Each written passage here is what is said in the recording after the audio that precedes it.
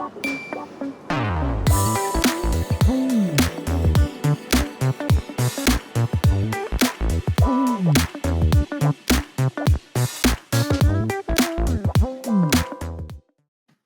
afternoon, everyone. My name is Lucia Gomez, and I am your host for Critica, NYC. Today, we have an amazing show for you. I'm really fascinated because this is my favorite topic in the whole wide world, and there's nothing more fascinating than getting to know what your community looks like, what the next year can potentially bring, especially when it comes to political representation and the way in which the census has drawn the population demographics. So tell us where Latinos live throughout the city of New York, and we're going to take a quick look at that. And our guest today is Michelle Lamberti. She is the Redistricting Project Coordinator for LatinoJustice PearlDeaf. I want to welcome Michelle. Thank you so much for joining us today. Hey, Lucia, thanks so much for having me. I'm happy to see another redistricting nerd on. Well, this is going to be a lot of fun. I definitely, I know I didn't stop to I had to remind you that 20 years ago, I was in your same role as the project coordinator for the Northeast. I would say, what is it, Northeast and Florida, I think at that time it was. And so, really happy that you've joined LatinoJustice on this, once a decade adventure. So it's big shoes to sit in. You are like the grand dame of redistricting, especially for the Latino community. So super excited to learn from you and to be heading into the process this time. Well, why don't you tell us a little bit about who you are, Michelle, right? What you've done, why redistricting matters to you. Tell us a little bit about that. Yeah, sure. So I am an attorney by training.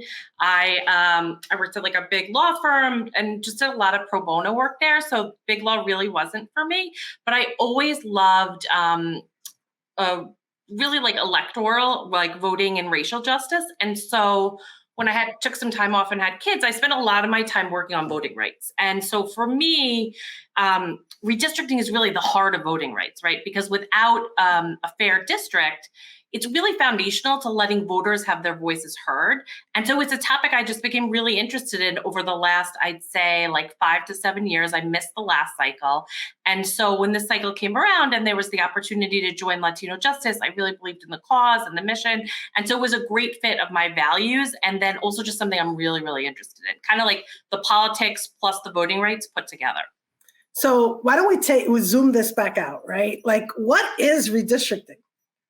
Yeah. So right? Because how can you be a project coordinator of what? So what is redistricting? Sure. So many of your listeners might know, every 10 years there's a census. And I hope that many people participated in that process. And that's just a way that the country counts every single person that's here. Doesn't matter if you're a citizen, non-citizen, long-term resident, new arrival, we count everyone. And so after the census is completed, what happens is that number is sent out to the states, and that helps us figure out kind of the size of our election districts and the outlines of our election districts. So all redistricting is it's rejiggering the election lines every 10 years, really to make sure that you're filling in for where people have moved, people may have left an area, new people might have come in. So really trying to make it fair so that each election district is kind of similar in size and keeps communities together. So, for example, there are approximately, the census actually made a little adjustment to this. There are currently 27 congressional districts throughout the state of New York. Yes. But what happened? This is so everyone did a great job with the census this last year. There were questions about whether or not New York. So what happens is step back a minute. There are 435 seats in Congress. And so those are divided between all of the states. And so what happens is every 10 years, you have to kind of reapportion where people have moved to. So when you see things in the news I know California lost a seat, I think Florida picked up a seat, that's readjusting to make sure that my vote here counts the same as your vote in Florida. And so In order to do that, New York lost an electoral district, which means we used to have 27 congressional districts, and now we're going to have 26. I want to say we came really close to keeping that 27th one. 88 people. I know, it was like 89 people. But so what we have to do now is, because we're shifting from 27 congressional districts down to 26, that means we have to shift the outlines of those districts. And it also means for us in New York that more people are going to be in each of those districts. Okay, so apart from the national constitutional mandate of reapportioning 435 seats, right? Because we don't go up, we don't go down, where the Constitution says 435 representatives, divided between all the 50 counties. Now we have 26 seats that we will be redrawing the districts, right? Redrawing their boundaries, making sure that if you currently have a representative that either that person may continue to be your rep, may not, right? Has some of these districts have a lot of population to pick up, right? So what happens? I mean, why you said voting rights and you said redrawing, right? So redrawing and you're an attorney by trade. I'm not an attorney, but the population itself sometimes thinks that this is only for the lawyers and only for those individuals with the maps and really no census. But I'm curious about why it becomes why is the law needing to get involved in redistricting, right? And I think we have a slide that kind of shows, and why don't you tell us a little bit about, what's at stake? Why is it important? And then what happens, what are the shenanigans that happen when redrawing some of these lines? And why is it important that we have attorneys, that we're watching this, that as communities we engage? So why is that important? Yeah, well, you're absolutely right, Lucia. So there are so many reasons why redistricting is important. I know it sounds like we're just kind of moving a line, and why should I care so much about that? So kind of like two tracks on that. I'd say the first is probably talking through why it matters to our communities. And the first is it helps determine who you can elect, that you have an opportunity to elect a person who you think best represents you and your community. There are also, in terms of, in addition to representation, there are also money involved. The way that resources get allocated in the state and in our country oftentimes will depend on your representation, right? So the quality of your schools, whether or not, your town gets like a better transit line, whether the transit line goes through the center of where you live, the quality of your air and water, all of these things, we don't think about them when we think about redistricting, but they're all affected by redistricting. So there's like a big plug. And I'd say, yes, I'm a lawyer by training, but you don't need to be a lawyer to get involved in this process. I think the most important thing is that the people drawing the lines, and in the past, it's been, kind of a few people in a dark, smoky room, kind of like, that old school picture we think of. We're trying to bring the process into the light. And so we can talk about that if you want. I don't know how important it is for right now, but the new process that's in place, we really want to hear from the public. And so that's people. Each of you lives in a community. You might live in there can be lots of different communities that you participate in. So everyone's an expert on their own community. And I think it's really important, especially for the Latino community, because it's a growing community and an underrepresented community, to really get out ahead and start talking about hey, we need to pay attention to where these lines are. It impacts our representation. It also impacts how we're represented and the things that we're able to do in our communities and our districts. So I'd want people to leave our conversation today feeling really empowered, not that you have to be you are an expert on your own neighborhood. You don't need any other credential to participate in this process.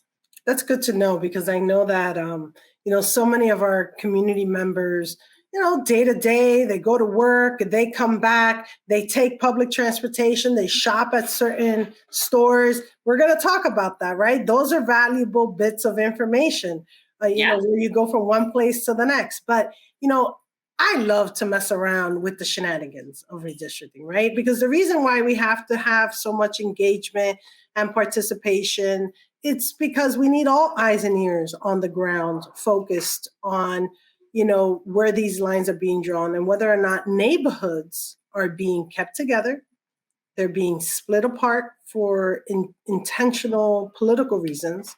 And so I want to bring back that slide on the gerrymandering, right? Why don't you tell us, and people hear this all the time, like, oh, the weird shape. I like weird shapes sometimes. Sometimes our communities are not so cute and compact, right? They're not so neat. But why don't you explain to us a little bit about the term gerrymandering? You know, we just heard about redistricting, we know what it is, but a little bit about what gerrymandering is and why people are going to be hearing it for the next couple of weeks. Yeah, or the next months. I mean, who knows? Yeah. So gerrymandering is really just a way that you can draw the lines that that helps elect a certain person or a party. So the slide that Lucia has up is really helpful. So we don't have to run through all of it, but so say in the first example, we have 100 people, or 50 people here, and 60% of them are blue and 40% of them are red, right? So if we divided those up perfectly, you know, into 5 equal districts, we know that we'd elect 3 blue people, 2 red people. So where gerrymandering comes in is when we kind of change the way that we draw the line. So same people living in the same neighborhood, but in the third row over where it says number 2, you see I can draw 5 districts where the blue wins every time, right? Blue always wins because I've divided it up. I know blue's going to win. So changes the outcome, right? 3 blue people elected to 5 blue people elected. And in the last one, what I'm doing is we also have kind of a similar, in this one, it's actually interesting, right? Because we have less red people than blue people in this one, but the way we're able to draw the lines, we're able to get more red people elected. And this is like, doesn't matter about the red or the blue people. It's really just a way to think about like the numbers are the same, but how you draw the line matters. So it matters who's elected, and it can change. You might say like, well, my neighborhood's my neighborhood. Like, why? It doesn't, my voice doesn't matter that much, but it does. Because these are the kind of shenanigans that we talk about that go on that can change who represents you, the other communities you're grouped with, and can really change how you're reflected in Congress and in our state government as well. Well, and the reality is that we have seen in the last 10 years, nationally, was a whole point of discourse on how Republican headed up, state governments, right? Republican states controlled by Republicans drew the districts to ensure Republican control of those states for years. Well, Democrats do the same thing, right? If they control the state house, they do similar work. Everyone wants to talk about, especially in other states, about the independent process. And I know, I'm sorry, I threw water on the whole good government notions. The moment I met you, I'm like, oh, please stop. These shenanigans are also part of the process.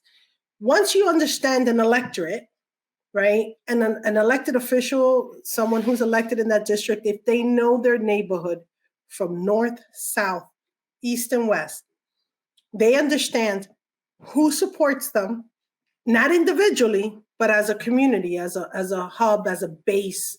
That's the center of my base. That's my base lives there. That's where I get all the love. Oh, I love that community. I don't want to get rid of that building. Oh my goodness, I love that housing project. Oh, they love me there. We host the best street parties and we host the best events, and back to school takes place in that school. Make sure you keep that school in my district. Or I want the Bronx Zoo. I want the botanical gardens, right? Like literally there are both shenanigans that happen as a result of gerrymandering and the right or the purpose or the intention for folks to dictate the outcome of a race. Mm-hmm. And then there's the actual outcome of races, right? And how people choose. There's an assumption being made that if I'm red, I will select red. If I am blue, I will select blue. Same way as that if I'm Latino, I given an opportunity to elect a candidate of my choice, and a Latino is a part of my choice, my options, I will choose that Latino, right? And because those assumptions are made, and they've been proven legally through tons of racially polarized voting analysis throughout the decades, right? The reality is that historically, gerrymandering has been used to disenfranchise communities, to ensure, especially we see it crystal clear in the South, right? They would take an entire Black neighborhood, chop it up in 4, 5, 6 little bits, and a little piece there, a little piece there, and together they would never be able to rise to the challenge and be able to elect someone that looks like them, someone that speaks up for rights and for the voices of those that are least able to coalesce and have different conditions. And so, while I like to mess around, that gerrymandering in some times is extremely necessary to ensure that we balance out the powers that balance out the system. The fact of the matter is that it historically has been used against communities of color, and it has been used against Latinos in particular, right? So crystal clear in some spaces where we are. So let's continue to look at it as another example, right? Another example of the process. Aside from gerrymandering, gerrymandering can also, right, create competitiveness. Yeah. And so in this slide, you can see that too. So kind of the same idea. So same thing again, right? Same people living in this square. And so in the first drawing on the left, I'm able to draw districts that kind of the outcome's going to represent what the people in the district generally want. The other two are kind of examples, Lucy, of what you were talking about before. So we call those packing and cracking. So packing is when I throw all or as many people that identify as a certain community into one district so that they can really only elect in that district. So an example of that would be, in your example, shoving, having an equal number of Latinos, but shoving them all into one district so that out of the 4 districts, they can really only win the one. And cracking is the opposite. So it's the same thing, right? If there are 50 here and say I had 30 or 20 Latinos, I'm splitting them up so that they never have enough voters together in a district to elect a candidate of their choice. Same outcome in both, get there a little bit different ways, but I'm diminishing the power of a group of people to elect who they want by the way that I'm drawing the lines. That's intense, right? Could you imagine the entire country has to undergo this process? Every single state legislature is currently, for the most part, back in the day meaning 10 years ago, New Jersey would have been done by now, because we would have gotten the data in March, then we would have drawn by the time the June primaries hit of 2021. Instead, they've postponed that. So folks, any place where you have a family member, let them know, right? There is a redistricting process happening in a neighborhood near you, not just New York City or New York State. It's across the country. Virginia and New Jersey used to do their process before everyone else because their elections were in off years.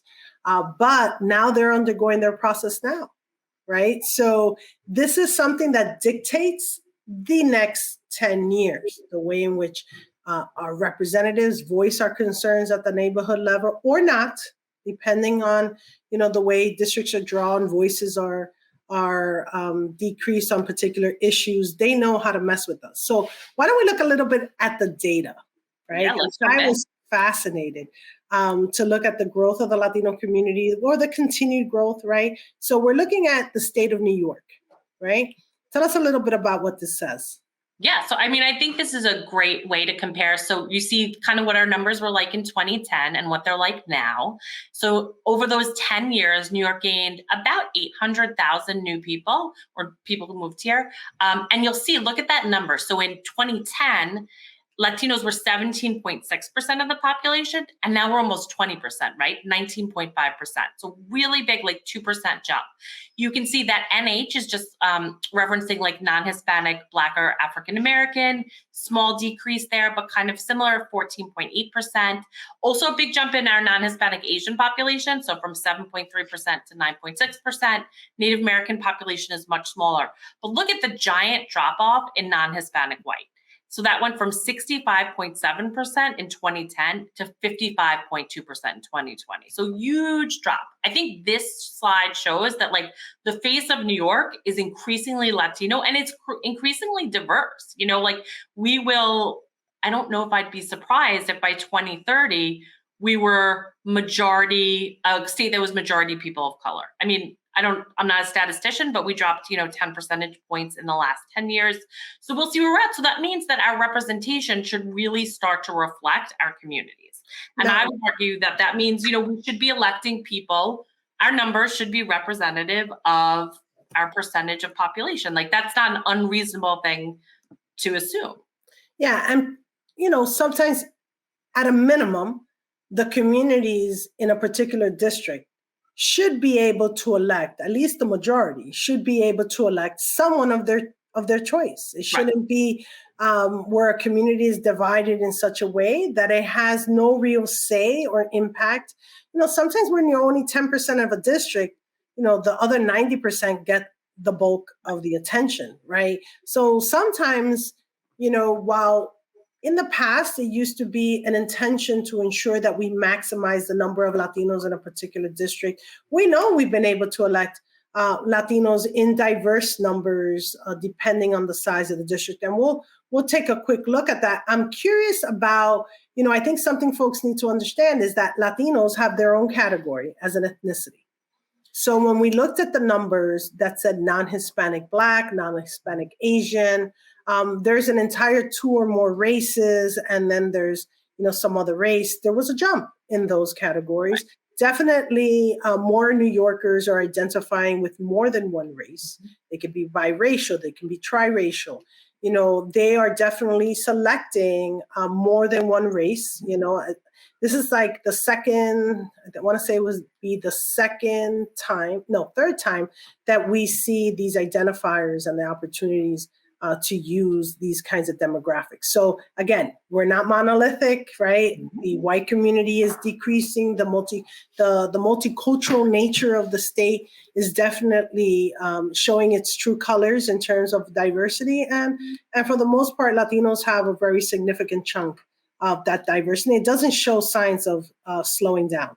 So why don't we take a look about to see where Latinos are in the state as a whole, because we know New York City, it's like 28%, right? Almost. Yeah. And this shows us a little bit about the numbers by county. Right. And so you can see, awesome for us, Bronx is the one county that we are the majority population. So 54.8% of residents of the Bronx identify as Latino. Huge, right? Huge. I think it's the only it is the only county in the state that has another racial or ethnic group that identifies as a majority population like that. So really impressive. Wow. You look a little bit further down, we see Queens County, obviously, Westchester, Manhattan, Orange County, all kind of rounding out that top. I'm going to talk a little bit about Nassau County and Long Island because I happen to live there. So we're a little bit further down in Latino population. Suffolk County, 21.8%, Nassau County, 18.4%. But, Long Island too, people think the city is the more diverse place or that's where all the Latinos live. 40% of people who live in my county identify as people of color. Huge shift, not represented in what our electeds look like, not necessarily represented in how our districts are drawn. But I know that there are people listening from outside the city, so I don't want you to think that I want you to remember that this change is happening everywhere. It might seem more amped up within New York City, but it's happening across the state. And listen, not a big shocker that Westchester is at 27%. Almost just much more than New York County in terms of, proportion. And mind you, Westchester is a very large county. Mm-hmm. Now, at a certain point, and especially when we start redrawing districts, and especially the smaller, jurisdictions like the assembly or even county races, right, in terms of the county commissioner seats, the reality is that population is not just spread out through all of Westchester. That's a whole other show, but right. It's definitely in enclaves and parts, of the community in Yonkers, right? In some of the other Chesters. We'll see. That's definitely something that we can dive into at another show, but I definitely want to look at New York City concentration. So let's take a look at those maps. But the reality is that Latinos are everywhere. Right? And folks need to realize that outside of New York City, definitely in the outer boroughs, in the outer counties like Nassau and Westchester, in terms of the immediate, our communities are spreading out and our communities are finding a desire to find homes and purchase homes. So here we go, the Latino community. Tell us a little bit about this slide. Yeah, so this slide we're looking at Latino population in the 5 boroughs. So what you're seeing is you can see for the entire city, our percentage is a little bit over 28.3%. So that means like 1 out of every 4 people in the city identifies as Latino. We have some other fun stuff we're going to get to in a second about the age distribution, but that's like a ton of people. And so what you're looking at now, so the more purple in areas means it has a greater concentration of Latino population. So we see like some really strong Latino strongholds that we know, right? Like Washington Heights, we see Corona and Elmhurst. And so each of those shades of purple just represents like how many of those communities there are. So the darkest purple is 40,000 or more people. And we have 7 of those communities alone within the 5 boroughs, so real Latino hubs. But you'll notice like the map is pretty much all purple. There are very few areas that are just white, which means we are really everywhere, which I think is really important when we think about the redistricting process and when you start to think about, what you think your community should look like and how you think it should be represented. You know, what's interesting is that I know that there was this Dominican woman who ran, I don't remember her, Severino, I want to say her last name was, in the city council seat for the Rockaways. And I recall seeing her and I'm like, what is she doing running in this seat? And yet I'm looking at the map and I'm seeing, parts of the Rockaways shaded in purple, right? Like, not dark purple yet. But heads up to everyone, right? We start off light, right? You like to point out, Lucia, always too. It's like other people elect Latinos too. I mean, that's the thing. Like we can be good in coalition districts. Like we're strong on our own, but like it's crossover appeal and the shading. Like the shading, as you said, is like moving out, right? Because as people get more established here, like the age old dream, right? My parents moved from like this, grew up in the city, moved further east, like that kind of happens. So our population is shifting too. Yeah, and definitely if racially polarized voting didn't exist, and if we didn't acknowledge though that there continues to be racism, there continues to be a lack of like desire to kind of coalesce, to create coalitions, and we'll talk a little bit about coalitions, but especially in newer areas where we start moving in, believe it or not, we hear the trends, right? We know, we can hear the buzz about, oh, here we go, the neighborhood's going down. Oh, here we go, I'm out. I'm leaving this, I'm moving out.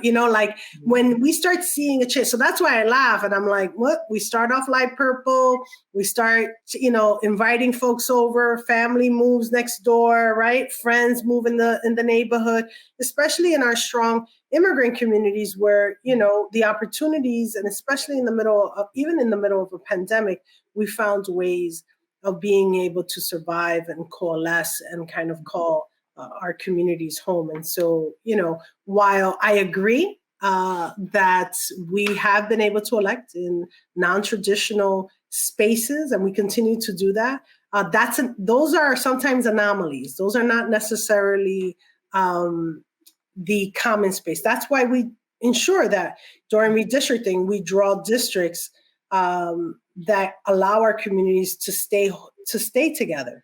Right. And if we decide to break them up, it's purposely. It's because we have spread out enough to be able to be a stronghold in a neighboring seat and be able to influence, whoever the elected representative is and have a real say, right? You want to have a real say on who becomes your elected person. So why don't we go on to, and did you talk about the pie chart, right? That tells us a little bit about the breakdown, because we do see Latinos being at 28%, right? We do. And I don't remember if we have the other slide too, but I think the interesting thing for us to think about is we're 28%, but if you do a breakdown of Latinos by age, not this one, but I can talk without the slide. So if you do a breakdown of Latinos by age, what you see too is our like under 18 number is much higher. So I want to say it's like 33%. So to me, that also reflects like that the future trend is also more Latino. So like when when you and I are back here 10 years from now doing this again, I think we're going to see like more purple. You're going to see the demographics continue to change. And I think, as you mentioned too, because these districts are set for 10 years, we also want to make sure, that our younger people who are raising up to voting age are also in districts that they can elect people of their choice. So it's just like kind of thinking through like where we are right now, but also where we're headed as we think about the districts. Now, there's another slide, and I'm dying to, kind of dive in a little bit in terms of the change in the Hispanic population, because while we still notice that we are strongholds in the same neighborhoods that we have had before, there's real gentrification happening. There's real spaces where we're losing. And if we look at the traditional spaces, and we can see Upper Manhattan in the red and the orange, same space where we saw the dark purple, right? The same space, we do see a population decrease, a change in decrease of the Latino community there. And ultimately there's been an increase in places north of that darkest of of blues, which is Riverdale. Right? Spreading out, right? Because I think it's the combination, right, of gentrification. Some of it's gentrification, probably. Some of it's also looking for like more space. So both of those influences, I think, are pushing and changing where we are. And I think you're right. You see that spread. I also want to caution people. I know you and I have talked about this a lot, that just because you see a decrease in population like in Upper Manhattan, that doesn't mean in any way that is not still a very strong Latino community, but it does reflect like a change, right? That there is potentially a shift that's going on. Not that it's not going to be a Latino like community, because it is, but just that, people are moving, and like, why are they moving? That's right. We see the same trend in Bushwick, Brooklyn, right? Williamsburg, Sunset Park, Red Hook, you see them, here. I think it is great to be able to know these things, though, right? Because sometimes we talk about issues that are impacting us as a community, and some things are being done on purpose, right? Pricing us out from, where we could rent in the past, and having real issues that need to be addressed. And, knowing where you live and what your data says about your community is step one, right? Exactly. Yeah, so that's really critical. So, let's look at the breakdown by borough, because I think, I know we talked about the Bronx being the greatest borough, right, in terms of numbers. What does it say about, the other boroughs, and what are the breakdowns of those numbers? Yeah, so I think you'll see we kind of like Bronx, definitely like the high water mark, almost 55% identifies Latino. And then it's kind of like gradation, right? So the next biggest county by percentage for Latinos would be Queens, probably not surprising, right? We're at 27.8%. Then Manhattan, where it's almost 24%. And then we go to Staten Island, also like some growth there, right? Close to 20%. And Brooklyn is actually our smallest with just under 19%. So big chunks of population in each of the boroughs, but definitely disparities, right? Like high water Bronx, Brooklyn, we saw on that last map we looked at, right? Maybe a little bit of contraction, but then growth in other places too, right? Like Queens looked potentially like some growth, as well as Staten Island. Well, and I have to say, and folks, I'm sure you can think about this, in the borough with the least Latino population of 18.9%, right? And this goes right back to your point, Michelle, and I know it happens, right? But we saw a Latino just be elected to borough president, Antonio Reynoso. Council member Reynoso just got elected during the primary for the Democratic primary. But, he will go on in November to be elected as the first Latino in the borough of Brooklyn to be the borough president. Which is awesome. Which is amazing. And yet in the Bronx, where we have 54.8%, and check this out, right? It's a whole borough, so it's not like a district was run. No, we just elected Vanessa Gibson to be the borough president. Now, it's not the first, was it the first African-American woman? No, I don't think it was. No. But, we've had a Latino as the borough president since I've been doing redistricting, right? But with the 55%, there were multiple candidates, Latino candidates, running in that race, right? And so, the same thing happens when you draw districts and we have such a tight margin. we're still not the majority. We're the majority at 55, but then you take in citizens that are eligible to vote. Then you take in voters who are eligible but are not registered, but then we take in those eligible voters who are registered and actually exercise their right to the vote.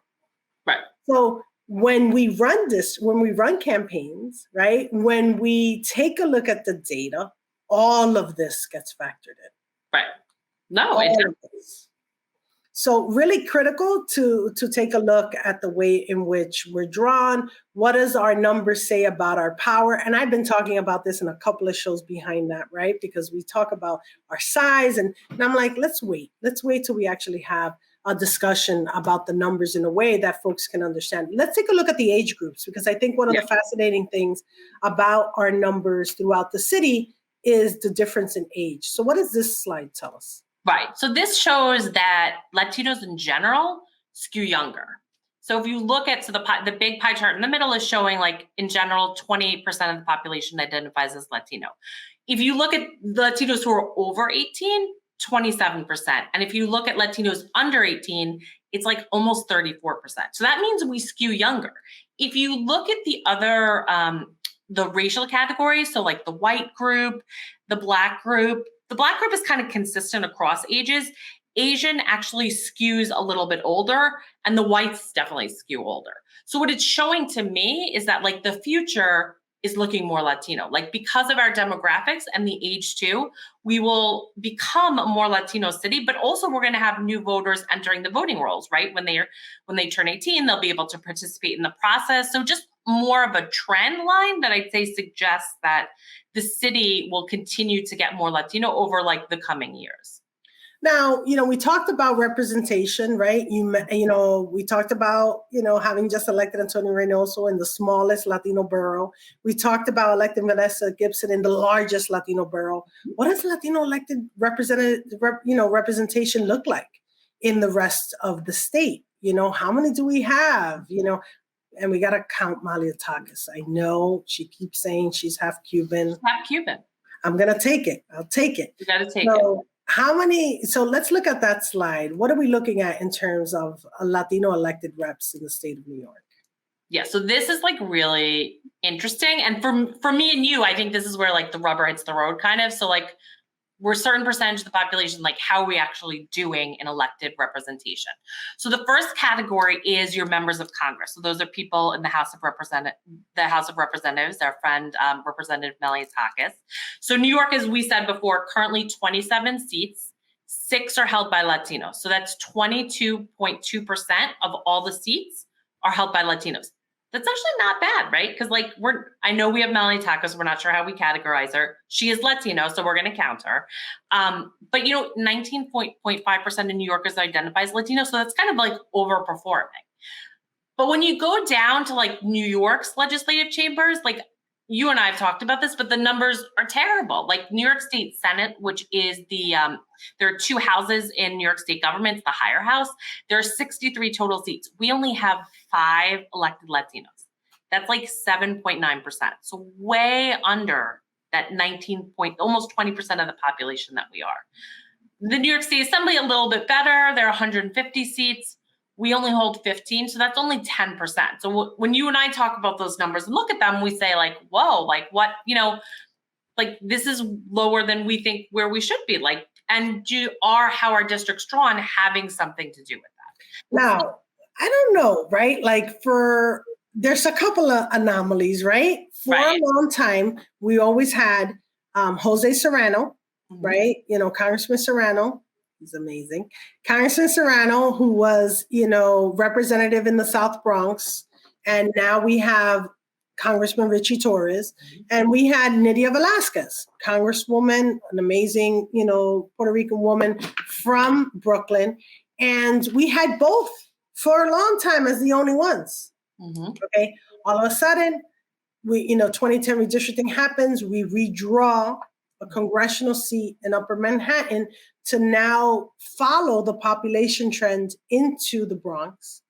And Assemblyman at that time, Adriano Espaillat, challenges long-term Congressman Congressman Rangel in 3 different bouts, starting in 2012 after redistricting, 2012, 2014, and 3 times the charm. In 2016, we have the first Dominican elected congressman in the country, and still the only Dominican elected in the country, right?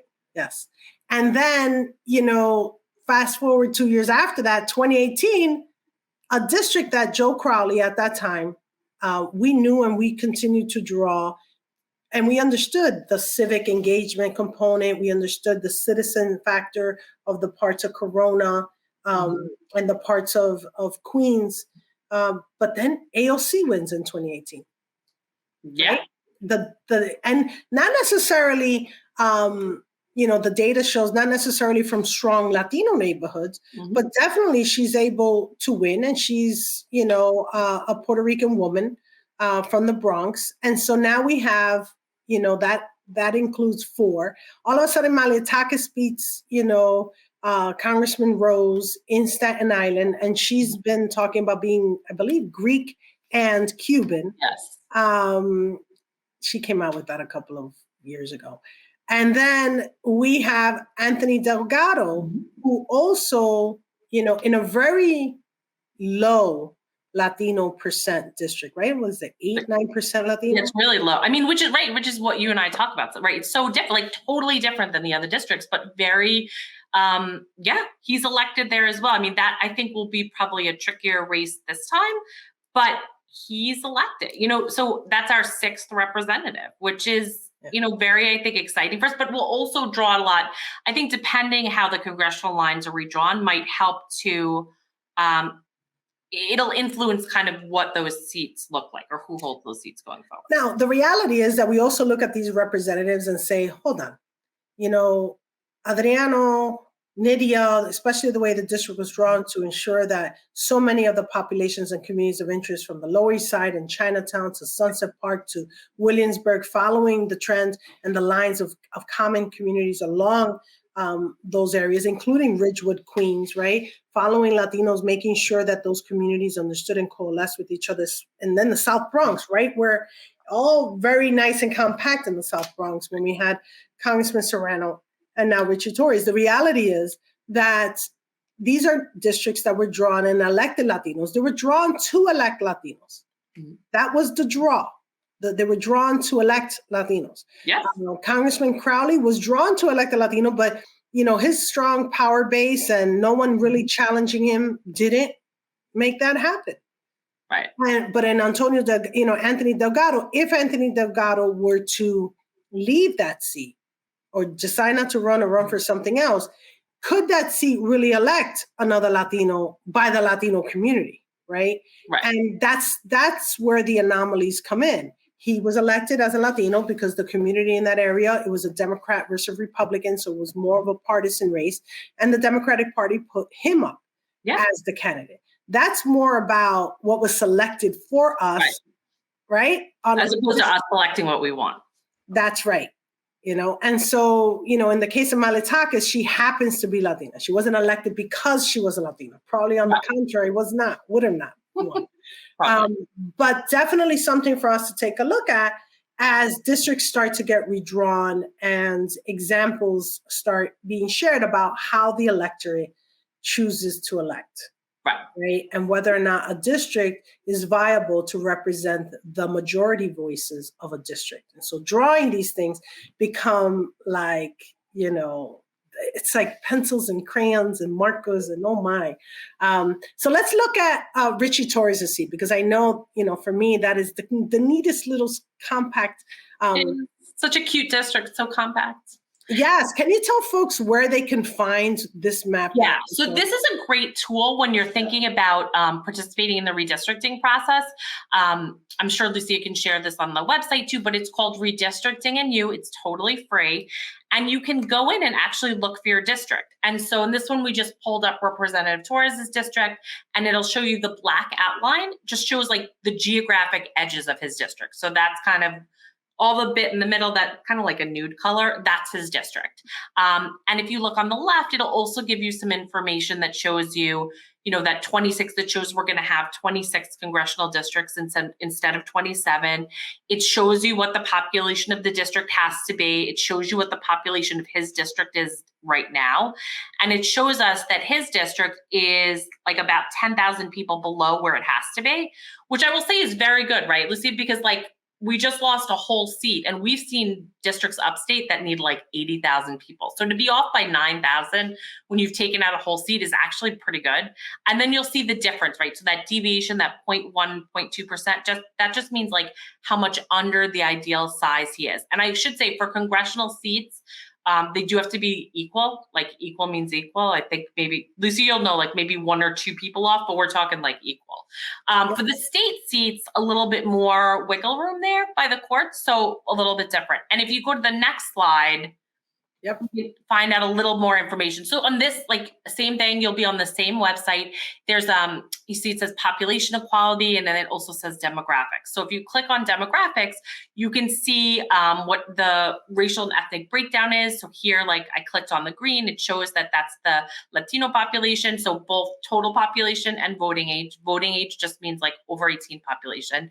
And on the right, you can also see kind of how the district has grown. So you see his district grew by almost 7%, which was almost 50,000 people in the last 10 years. So it's a great way to get to know your district, and also to kind of know where like the outline of it is right now, and to help you to start thinking about, does this district still represent me? Am I in an area that's like right outside of the black line and I feel like I should be included? Just helps like kind of with the process of thinking through, how you make your voice heard about what you think your district should look like. So why don't we talk a little bit about how people can get involved? Yeah. Right. So like, we tell them what this is, we tell them what your data is, and folks, I'm sure Michelle will be happy to nerd out with you to help you draw some maps, right? But, why, how can people get involved, and what are some of the things that they need to know, right, about their communities in order to be really, really effective? Yeah, so I would step back a second, say where we are in the redistricting process in New York now is there have been some maps that have been proposed, and that there is going to be public comment. I'll focus on the New York City comment because I'm going to assume a lot of our listeners might be in the New York City area, but we'll have that up on the website too. But the New York City hearings start on November 9th, I believe, in the Bronx, and I think run through kind of like the middle of November. And so these are an opportunity for you to make your voice heard. So where you can suggest what you think your district should look like, what the map should look like. You can look at the maps they've proposed and make comments about them. And there are a few different ways that you can get involved. You can register to testify at the hearing. So you have to do that in advance, but I think it's just 24 hours in advance. And you would then like have I think it's 3 minutes. That's what they've done before to talk about your community. I can work with you to help give you some tips about like best practices for testimony, like how to outline what you're asking for. There are things like be specific about what you want. But there's also a way if you're a person who's like, I don't really know if I want to do this testimony thing. I don't know if I want to, I have to work, like this isn't a good time for me. There's also a way for you to put in your written comments. And so I highly recommend that you do at least the written comments, and anyone can do that. I can help you do that. Lucy and I can get into this, but so I am kind of here through LatinoJustice as a resource for you. I love this stuff. It's really interesting for me, but I also have some tools that can help you think about, how to think about your community, things you might want to put in your testimony, help you write your testimony. I love hanging out with other people who love doing this. So if you have like a group of a few friends and you think like, yeah, like I want to have a say in this, like, please contact me. I would be more than happy to sit with you, your friends, your church group, your whatever group, and work through some of these things. So one of the main things I think we should be thinking about when we think about the districts is to really think about what we call community of interest. And that's really just the way you tell the story about your community. And you are the expert in your community. Like we always like to say that, like, I can look at the data and, I can tell you kind of where people live, but like Lucia said, where you shop, the schools your kids go to, the roads that you take, the lines of the subway that are important to you, what sucks about the park that you're near, like, why the hospital's good or not good. And those are all the really nitty gritty things about the things you have in common with your neighbors and the issues you have in common, right? So like, I'm in South Brooklyn on the water and I'm like really worried about flooding. Like I'm worried about flooding, I'm worried about pollution, I'm worried about gentrification. Like these are things that I really care about. And so those are some of the things you can talk about. Like community of interest can be where you worship, where you go to school, a common employer. So lots of different ways for you to think about how you identify. And then you're really just telling a story about your own community. So you don't need to be like an expert. You're already an expert in your neighborhood. Like you might need some help coming up, like how to structure it. But everyone, I guarantee you, who's listening to this, like can testify about their own neighborhood and why it's important to them. Yeah, I mean, I think you bring up a very good point about waterfronts, right? And about resiliency and climate change and those communities that live along waterfronts. Folks remember Hurricane Sandy, and we just remember, what was it, Ida? Ida, yeah. Yeah, I mean, we know that when we are going to speak to elected representatives, when we're going to speak to policymakers, your voice is stronger when you are able to coalesce with neighbors and have a collective voice and go visit a representative and say, because at the end of the day, these elected officials are representatives, they want to be reelected. Some of them, right? And for the most part, they want to represent the issues of their community, we would hope, right? And therefore, you having that collective voice and having your community be together and have the opportunity to have that, that greater say in the issues that impact your community within someone's district is critical. Right. And I think that goes back to your earlier point, right, too, because if we think about gerrymandering, if I think about that waterfront where I live and there's only like a tiny, tiny piece of it that's in my representative's district, guess what? Like, he's not thinking about me that much. He's like, kind of like, like, I don't care. Like, not that he doesn't, I'm not going to say he's a bad person, but like, there aren't enough people that live there to elect him. So it is really important that we're grouping people together who share similar concerns, similar things that they're thinking about. I think it just helps a lot having representatives that are responsive. And the reality is that you want to have that library in a particular community. Yep. Usually, you want to be able to bring resources. And sometimes some electeds are extremely responsive to every part of the neighborhood. And of their district, others are not so much, right? And so, pay attention to where, stadiums are placed, where public libraries are placed, where your botanical gardens or your zoos, right? Or the different kinds of the different museums, your school, right? And I always think about these public spaces because they become real issues. Like, don't take the only park that's in my district. And someone's like, well, what does it matter? The park doesn't have voters. Well, hold on a second. Voters go to parks. Residents of that district go to those areas. There's development projects that happen on waterfronts. There's development projects that happen in abandoned warehouses, rezoning, right? That happens. And so elected officials are paying attention, some, we hope. But if they are not, call your local representative, ask them, I really want to know what you're thinking about this redistricting process. I want to know, what you're thinking, what your opinion is, because we know that there is this independent redistricting commission. And I say independent in quotes, because the reality is that we know how this plays out, and let's not get fooled. There is the horse and pony show that will begin in a couple of weeks with the Independent Redistricting Commission asking people for their testimonies, taking in, really listening. And yet, if their plans are not the plans that they propose, it was supposed to come out with one plan.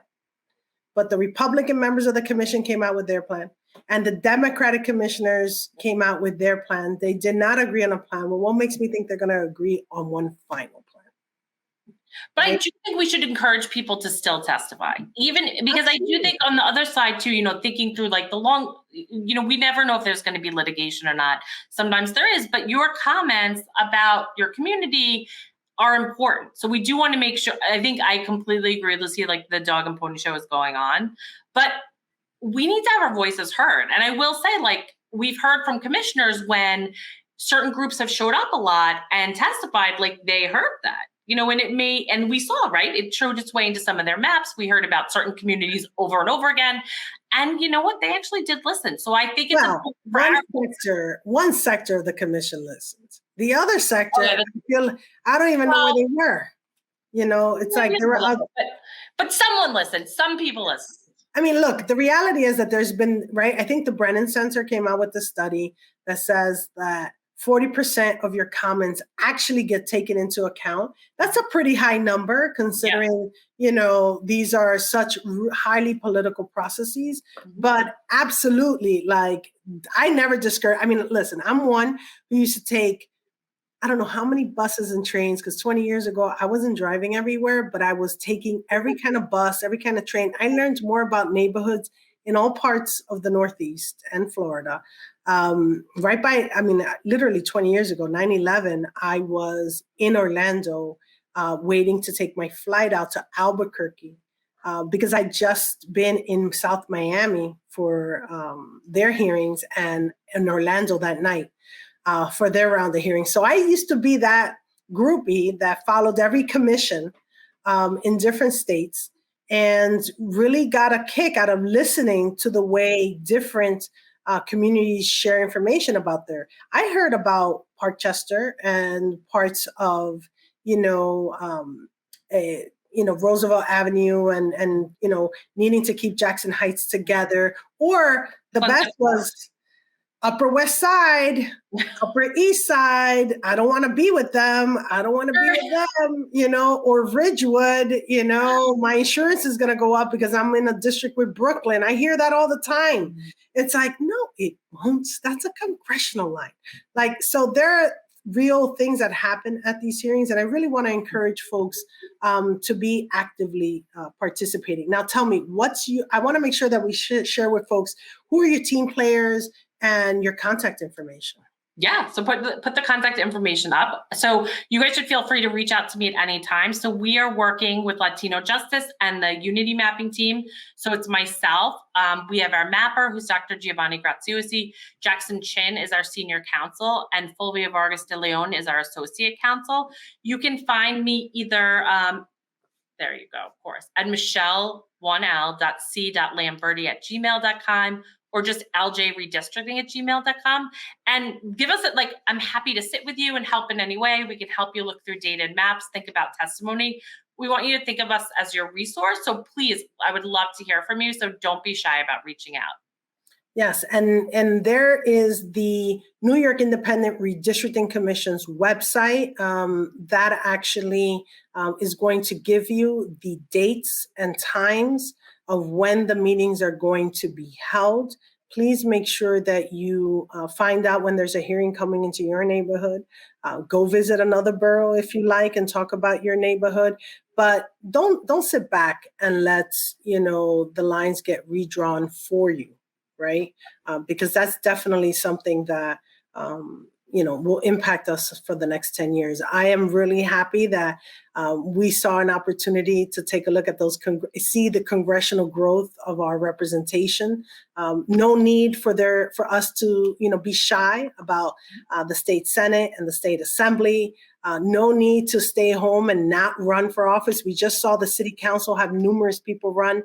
So thank you so much, Michelle, for joining us today. And I can't wait to bring you back when we get an update as to what's happening with the commission. Thanks, Lucia. Anytime. All right. Have a great one. You too. Bye-bye.